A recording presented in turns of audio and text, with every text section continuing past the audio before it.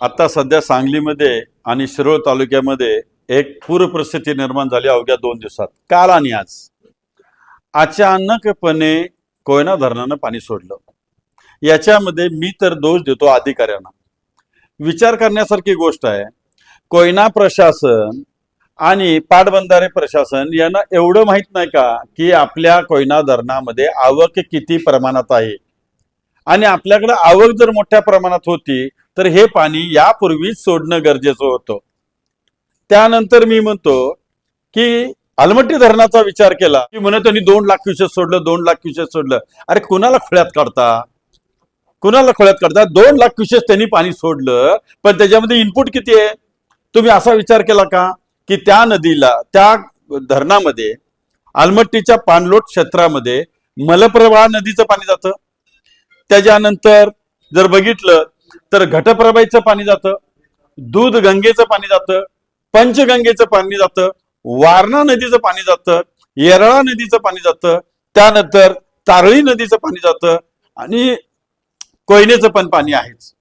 एवढ्या मोठ्या प्रमाणात जर ह्याचा पाण्याचा आवक ज्या धरणामध्ये असेल तर किती लाख क्युसेक झालं. एकटी कृष्णा नदी आमच्या सांगलीला येते तर कोयनेचं 1 लाख क्युसेक आणि हजारो लाखो हेक्टर मधनं येणारं पाणी पावसाचं ते वेगळंच आहे.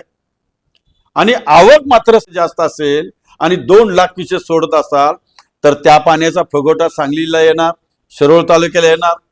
म्हणजे आमच्या सांगली आणि कोल्हापूर जिल्ह्याला जो काही आज तडाखा बसतोय हा अधिकाऱ्यांच्या गलथानपणामुळे बसतोय, असं माझं स्पष्ट मत आहे.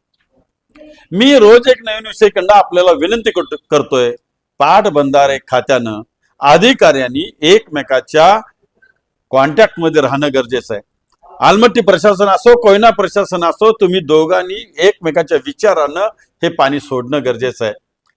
आणि जर का तुमच्या चुकीमुळे जर आम्हाला यातना भोगायला लागत असतील आणि नुसतं येऊन स्पीकरवरनं बोंब मारायची की तुम्ही पसारा उचला, पसारा उचला, अरे तुमच्या घरात जेव्हा पाणी येईल ना त्यावेळेला त्याची किंमत कळेल.